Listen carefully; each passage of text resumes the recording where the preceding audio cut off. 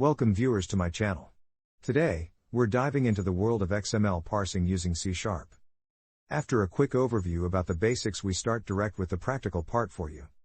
First, we setting up a C# project for XML parsing. Then we check things like reading XML data using C#, navigating through XML nodes, handling attributes and nested elements. In the following you will learn a couple of tricks and best practice that I have used over the last 10 years as a professional software developer. So have fun with this video. Here you see a basic example of an XML file with a brief description of its structure. This example represents information about books in a library. Library is the root element that contains all the information about the books in the library. Each book is represented by the book element. Inside this element, you have various sub-elements containing information about the book, such as title, author, publication year, genre, and ISBN. Now let's jump to the code and see some practical examples. Hi, I just created a new Visual Studio Windows Forms project. I show you 3 examples to read and work with XML files. We did not create any big UI or layout for our examples.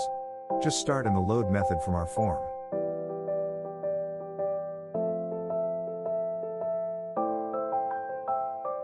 XML, a markup language for encoding documents. Composed of tags, elements, attributes, and text. Hierarchical structure representing data in a tree-like format. Let's load our test XML that you know from the intro and load it into a XmlDocument. This we can do very easy with the existing load method from our created XmlDoc.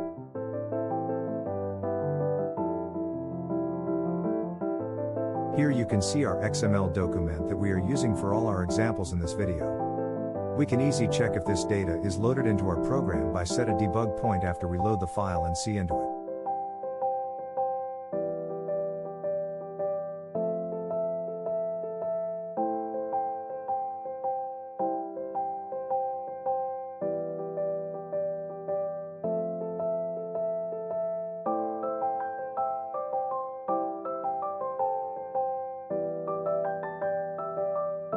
Here you can see the complete data from our file in our new created object. As a next step, we can load the root element out of the data and use a for each loop to loop through all book nodes that are inside of it. This is an easy method to find the data that you need with all integrated data.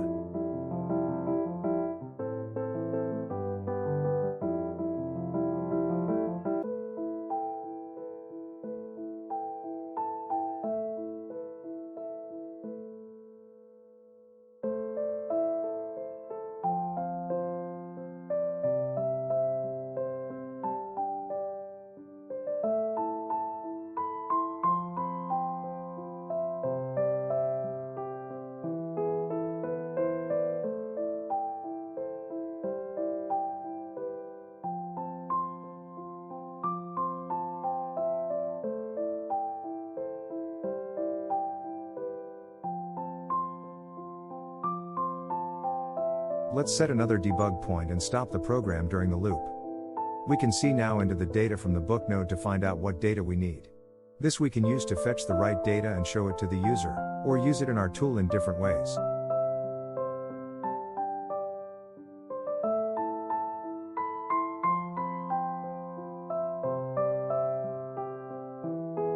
With this knowledge we can extract the data and store it into string variables to work with it. In this example we only use it to fill a message box.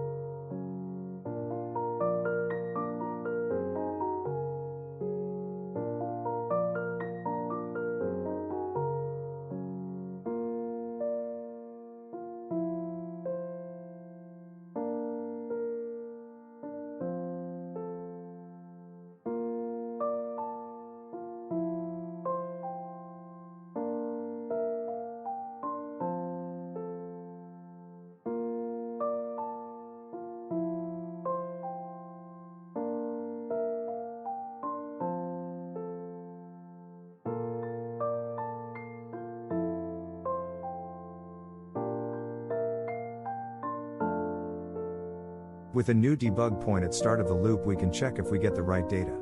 We can also react direct on any issues. In this case, we use the wrong node in the select single node method. Now it's easy to check on this and found the right string. We had just a typo, so easy to fix.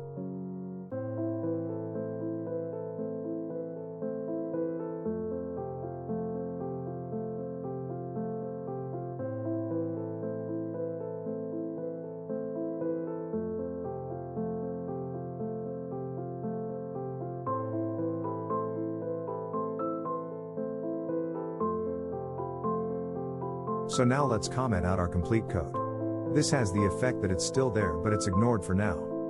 After this, we can start with a second example how we can read and use XML data into our tool.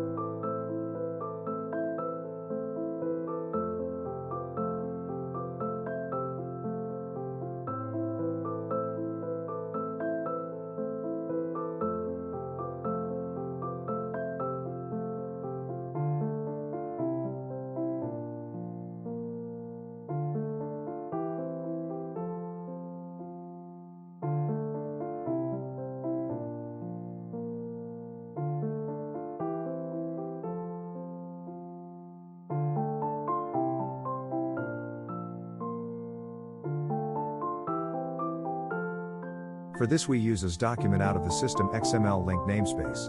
With this, we can create a list from elements that we need. This we can also use in a very easy way in a loop to get all needed data.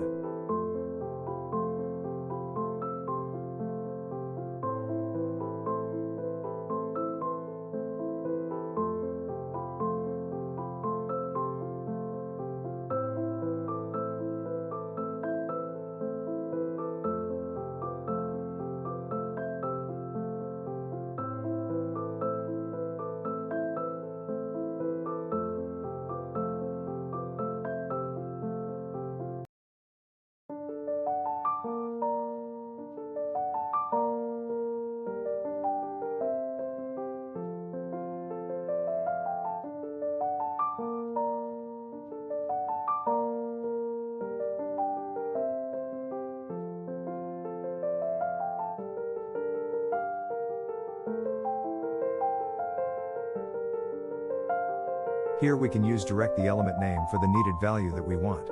Let's store it into string variables and put it into a message box like in the first example.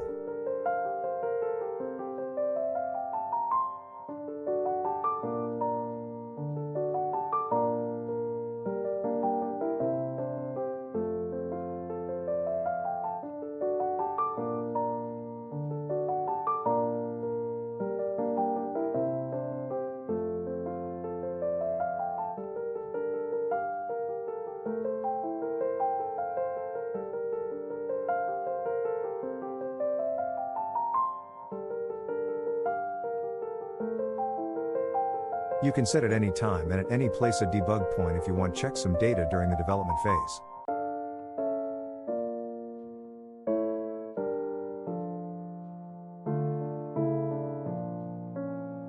Everything looks fine. So for now, we also can comment this code section out. After this, we can create our last example. I use this most of the time, because it's easy and well structured if you work with the data from the XML file. If you want only to show the data to the user, all other options are also very good and easy. For our last option, we have to import a NuGet package. This is a very useful package that I use in many of my tools regarding JSON structured files.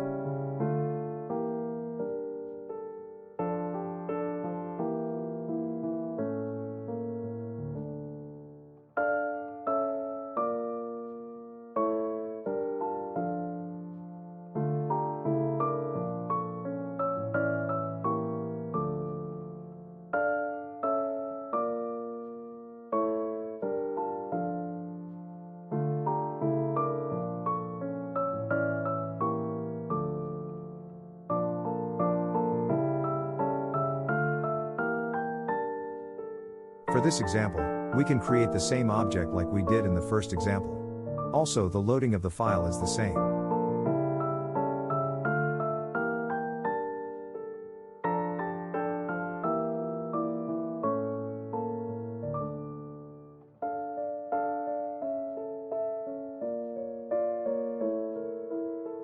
If the file is loaded, we use the JSON converter to generate a string out of the data.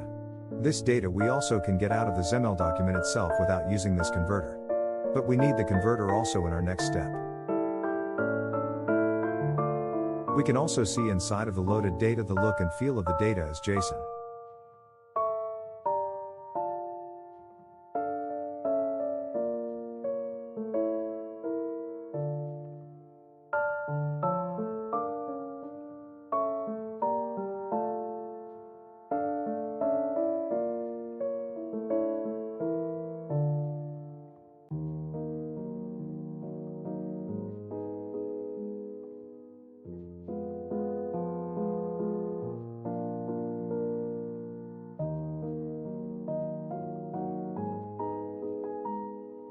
Now we use this JSON text complete string and copy it in a special way to a new created class.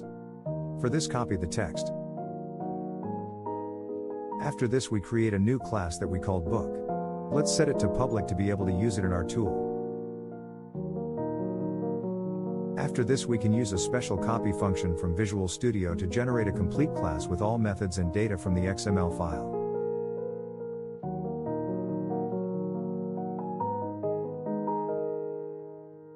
After a small modification, we have now a complete class that we can use to generate a data object using JSON converter.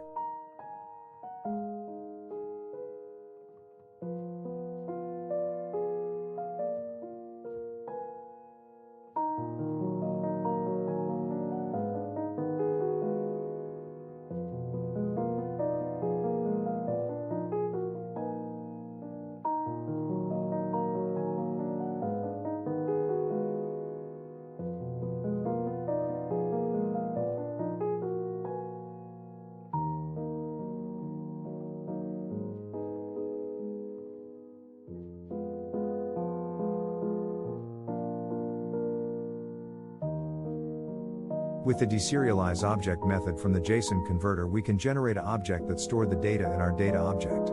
After this, we can easily see and use the data that we want.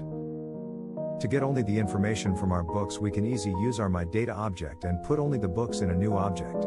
You see, it is very easy and very useful if you want to integrate XML files into your tool and work with only the needed data.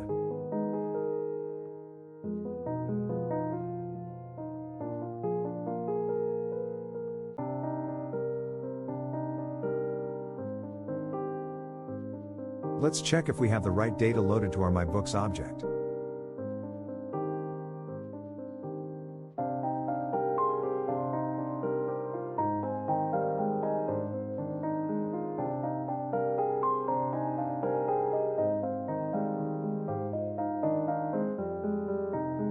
We can also make some changes to reduce the lines of codes to a minimum.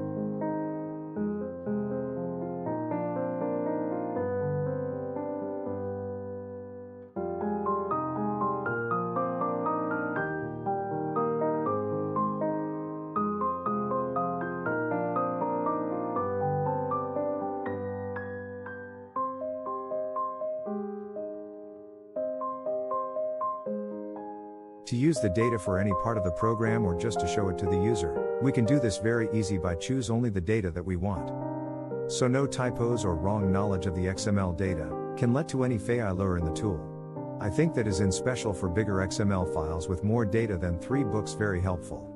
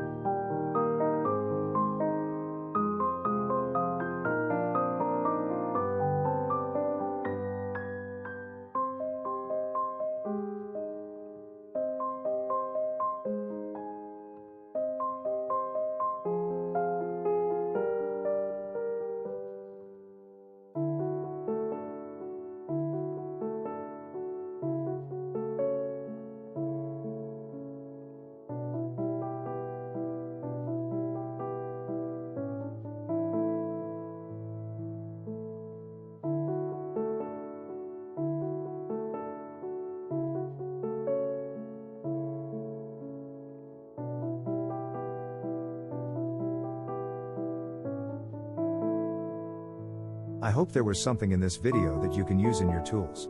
If you would like to know more about this or any other topic, feel free to check out my channel or write your ideas and wishes in the comments. Thank you for watching. Feel free to leave a comment with ideas, wishes, or improvements for further content. If you like my videos, I would be happy about a like for the video. If you want to support me further and not miss any videos, just subscribe to my channel.